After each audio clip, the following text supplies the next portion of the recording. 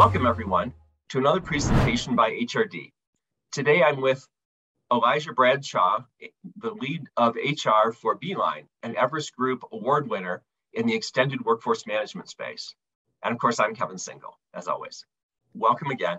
And Elijah, first of all, congratulations on the recognition that your company has earned from Everest. I know from my own professional experience that that's quite an accolade.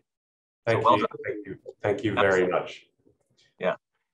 I want to jump into what has been very much at the front of the news lately for the broader business audience, and certainly for us as HR leaders, which is what's been dubbed the Great Resignation of 2021. I know that it hasn't been quite the same in every country, but here in the US, it's been very dramatic, with something on the order of 3% of the entire workforce resigning in the month of August alone. I know that in many other countries, it's been very similar. I have a coaching client in Europe who says they've seen exactly the same thing happening there, and friends in Australia that are shrugging their shoulders about, we just aren't even sure what to do about this at this point. So my first question for you is to relate your own professional experience with the Great Resignation, if you will, and a little bit of your perspectives on it. Absolutely, and thank you again for the opportunity to join you today, Kevin.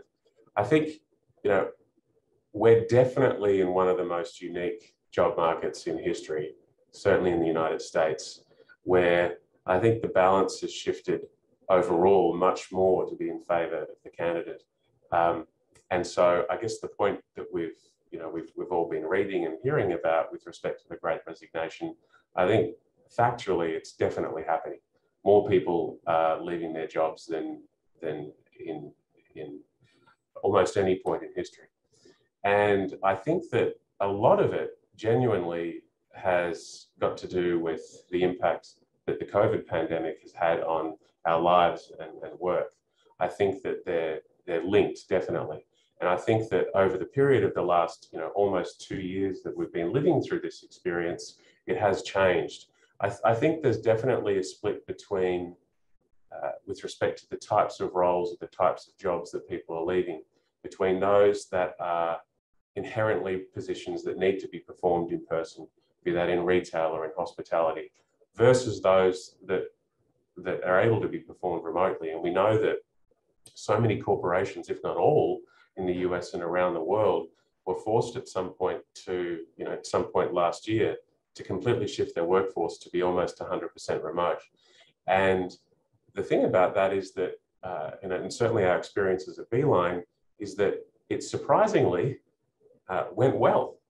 And we were able to adapt, and admittedly, with fewer than 500 colleagues around the world, able to adapt very quickly to working remotely. And I think that in of itself, for those who are in those types of roles where remote work is possible, everybody's been given the opportunity to think about their most important things in their life, their priorities, be it family, balance, all of these types of things. And so I think now that balance has been shifted to where, because of the fact that corporations and businesses were forced into that position of having to trust people to work remotely, knowing that we can and that our employees can, has completely opened up the opportunity for people to secure employment or secure jobs in a completely different geographical market than what they would have before. So we have our largest offices in Jacksonville in Florida. We have another large office in Denver, Colorado. And I think before the pandemic, with respect to a lot of our talent, we were thinking about that being the primary market. There were some positions that we'd hire remotely, but for the most part, it was, well, we want to be together. We want to, be able to celebrate our culture on a daily basis. Let's make sure that we're hiring people in those locations. There's no such thing as a Jacksonville market anymore. I think it's a USA market. And it's because of that fact that we've been able to see great success with people working remotely and continue to deliver great results for the companies that they're working for. I've seen data that suggests that some kinds of workers are startlingly more productive working remotely than they were in the office. Data like software developers that are 40% more productive on average, or insurance claims processors that have similar statistics, just stunning productivity improvements. And it's left me wondering, can you ask somebody to come back in the office at that point? And how is that affecting all of the turnover that we're seeing? It's a great question because genuinely there are positions that I think lend themselves to greater productivity when working remotely than others, and it can depend. I mean, we have a number of software engineers in our organization as a technology company, and yeah, we've seen great productivity and great adaptability to the shift to remote work. And I think that asking people to come back is a very, very interesting topic. Telling to people to come back is an even more interesting topic because of the nuances that can be associated with that. But I think, we're at the point now after almost 2 years where companies were forced to trust their employees. And while we'd like to think that companies would naturally have that position, having everybody work remotely is something that a lot of companies weren't used to. And it's certainly something that we weren't used to at Beeline. And so by being put into that situation where giving trust is something that we needed to do, and it being returned in reward because our employees have, responded very well, it's very difficult to turn around now and say, well, we've trusted you for the last 18 months, 2 years, but now we don't, so you have to come back. I think really where the focus needs to be is around providing that flexibility where people are given an opportunity to have the flexibility to focus on the things that are important for them, important for their job, certainly the things that they're working on, the projects. And I think it's going to be incumbent upon employers to, rather than tell people to come back and say you must, in many cases where we know the shift to remote work has been successful, is to focus on creating an environment where people want to come back and they want to spend time together. And that might only be a day or two a week, and that's probably fine because of the genuine benefit that we get from not having to commute. The distractions that can certainly come from being in an office full of a few hundred people are different than what we get when we're sitting at our home office. So I think that's going to be a critical element, is because there's certainly benefit in being together, but like all things in life, and maybe the spotlight was forced upon us a little bit more because of COVID, balance is the key. So in that context, you talked about, for example, asking people to come to the office versus telling them. It strikes me that telling somebody to come into the office might be a trigger for them to join the Great Resignation in some cases. If I was a developer or an insurance adjuster, for example, I would say to myself, well, I'm much more productive working from home, which means I'm going to get more recognition, more career progression, more bonuses, more everything. So if you're too stupid to see that, I'm going to go find somebody who does see it. So my question for you is, the Great Resignation has kind of two sides to it. One is the challenge of recruiting people. The other is the challenge of not being a victim of the resignations. So what are you telling your business leadership team that turn to you as an advisor? What are you telling them to do or not do explicitly so that Beeline itself is not part of the great departure side of the Great Resignation? Well, for starters, culturally, we're a very transparent company. So all through the last 18 months, we even shifted the level of communication that we were engaging in at a company level with our employees, because we knew that, at a minimum, people were going through an adjustment period, some where it was much more difficult than it was for others. And so we wanted to be very deliberate about increasing the level of interaction that we were having with our people. And so we've been very, very transparent along the way that at different points we've talked about the possibility of returning. We've surveyed our employees to get their perspectives because, in the spirit of that transparency, we don't want to be making unilateral decisions about that type of a significant thing, just in a back room. And I think what we've really seen is that other companies that I know have said to people, no, you must come back, or they planned to, and maybe the recent uptick of the Delta variant, pushed that out or changed plans. It's created opportunities for people to say, well, hang on a minute. In this new world, I have so much more choice than what I did before, because I might be willing to work for a company on the other side of the country, and they might be willing to hire me. Or I've given a lot of thought over the last few months being stuck at home to what's really important to me, and that's this, and it's a different type of job. So you now saying to me, well, you've got to be in because we want to watch you at least 2, 3, 4, 5 days a week, flies in the face of that trust that we were talking about before. And I think we hear a lot about people don't leave companies, they leave managers. Certainly, there's a lot of truth to that. But I think one of the fundamental reasons that people leave a company is because of resentment. They're resentful towards something. It could be that they're resentful towards their boss, which is obviously a problem because that could be caused by a number of things. But saying to people, you now have to be in the office X number of days a week is an opportunity to create great resentment. And we should be proactive about avoiding that. And that's where I think it is a slippery slope. And for some positions, it might be blatantly clear that that needs to happen.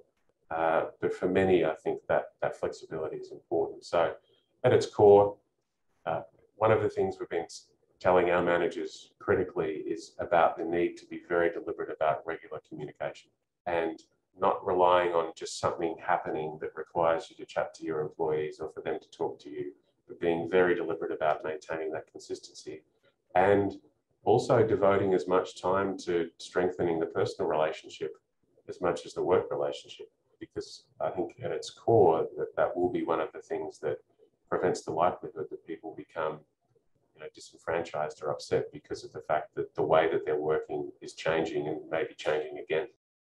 Very interesting. Thank you. I think that could be very helpful in terms of specifics that people could take action on.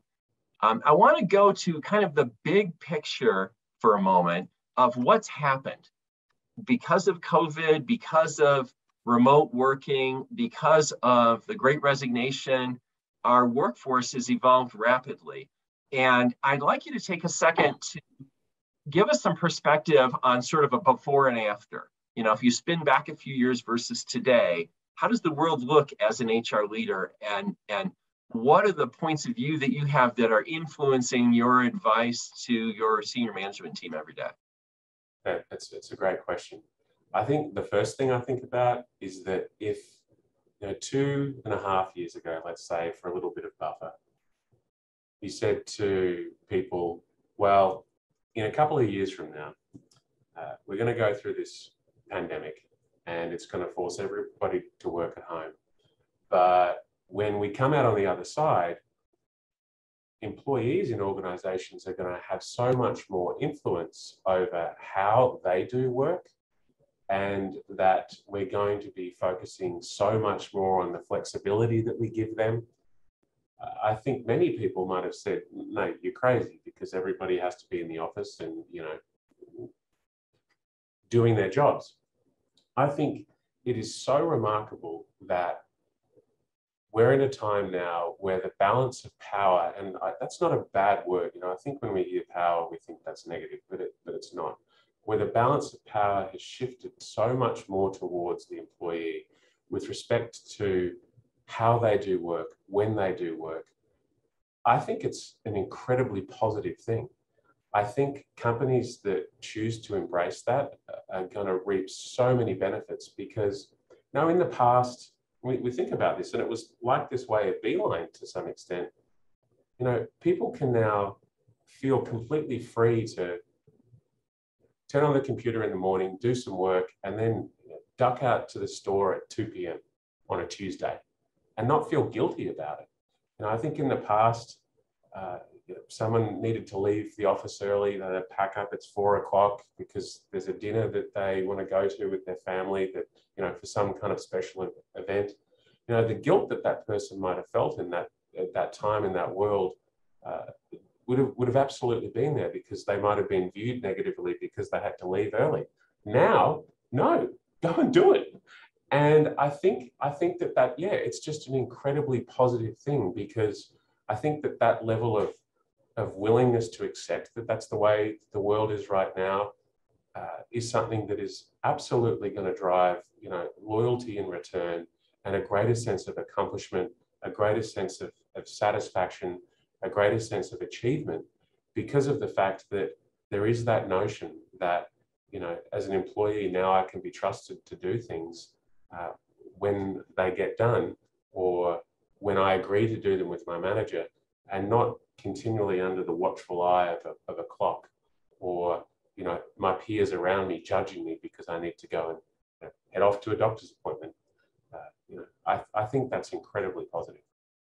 Do you find yourself sharing that perspective with the line management of your business to try to sort of bring them up this learning curve? And what's your insights on that conversation?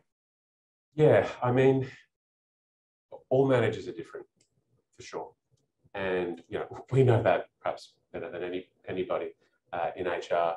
And we have to adjust our style with each of our managers that we're supporting and our leaders as much as they need to adjust their style to the people that they're managing based on the individual and the circumstances around that situation.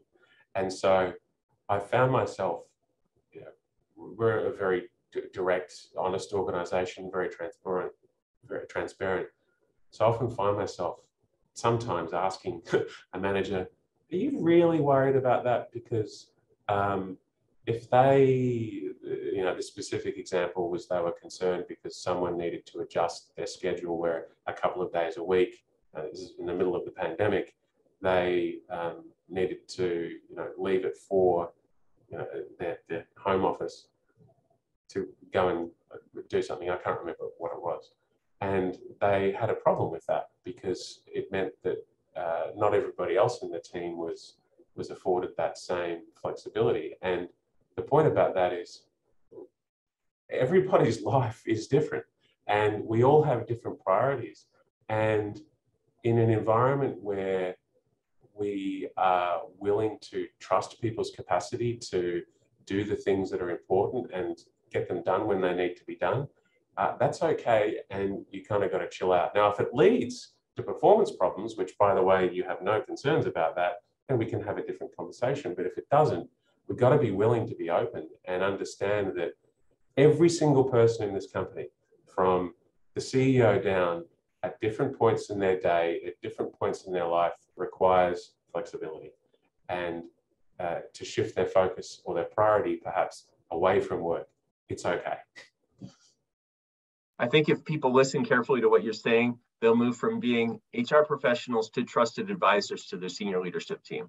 And that honestly is part of what I aspire for these kind of conversations to do for our listeners as part of HRD. So thank you very much, Elijah. I really appreciate your insights today and the challenge that you've laid before your fellow HR directors and leaders. Well done. Thank you, Kevin. Thank you for joining us at HRD today. I hope this was useful for you and look forward to our further conversations.